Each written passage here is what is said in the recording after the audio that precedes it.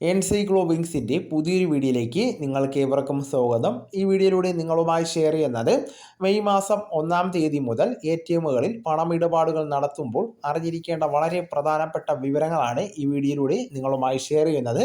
അതോടൊപ്പം തന്നെ ഈ വിവരങ്ങൾ ശ്രദ്ധിക്കാതെ ATMകളിൽ പണമിടപാടുകൾ നടത്തുന്നവർക്ക് പണം നഷ്ടപ്പെടുവാനും സാധ്യതയുണ്ട്. അതുകൊണ്ട് തന്നെ വീഡിയോ പൂർണ്ണമായിട്ടും ശ്രദ്ധിക്കുക.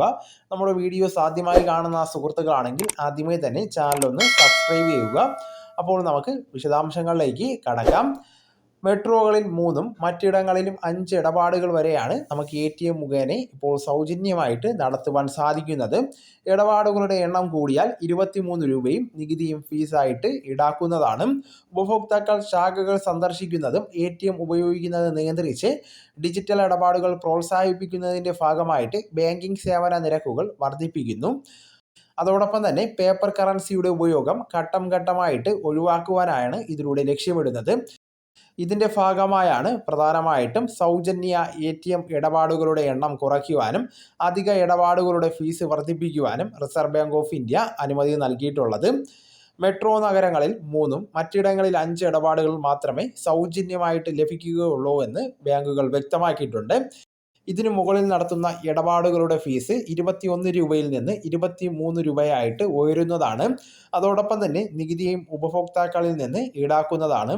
പണം പിൻവലിക്കൽ, നിക്ഷേപം തുടങ്ങിയ ധനകാര്യ സേവനങ്ങളും ബാലൻസ് അറിയുന്നതടക്കമുള്ള ധനകാര്യ ഇതര ഇടപാടുകൾക്കും പരിധി ബാധകമാകുമെന്ന് റിസർവ് ബാങ്കിൻ്റെ പുതിയ ATM ഉപയോഗ മാർഗനിർദ്ദേശങ്ങൾ വ്യക്തമാക്കുന്നുണ്ട്. ATM മെഷീനുകളിൽ പണം നിക്ഷേപിക്കുന്നതിനും പുതിയ പരിധി ബാധകമാണ്.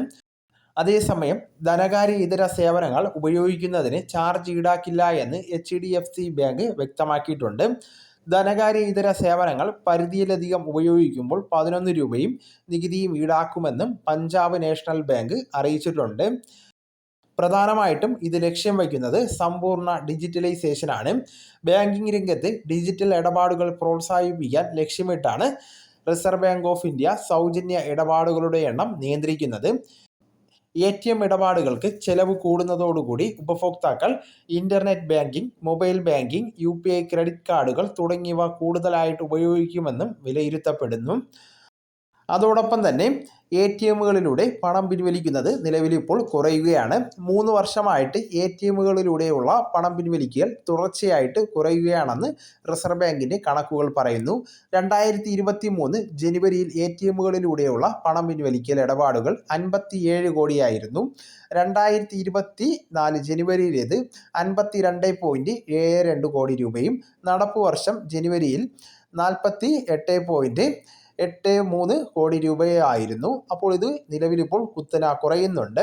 അപ്പോൾ ഈ വിവരങ്ങൾ എല്ലാവരും പൂർണ്ണമായിട്ടും ഒന്ന് ശ്രദ്ധിക്കാൻ ശ്രമിക്കുക. നിങ്ങളുടെ സുഹൃത്തുക്കളിലേക്കും മറ്റ് ഗ്രൂപ്പുകളിലേക്കും ഷെയർ ചെയ്തെത്തിക്കുവാനും ശ്രമിക്കുക. നമുക്ക് തുടർന്നും വിജ്ഞാനപരമായിട്ടുള്ള മറ്റ് വീഡിയോസും ആനുകാലിക വിവരങ്ങളുമായിട്ട് വീണ്ടും കാണാം. അതുവരെ ഗുഡ് ബൈ.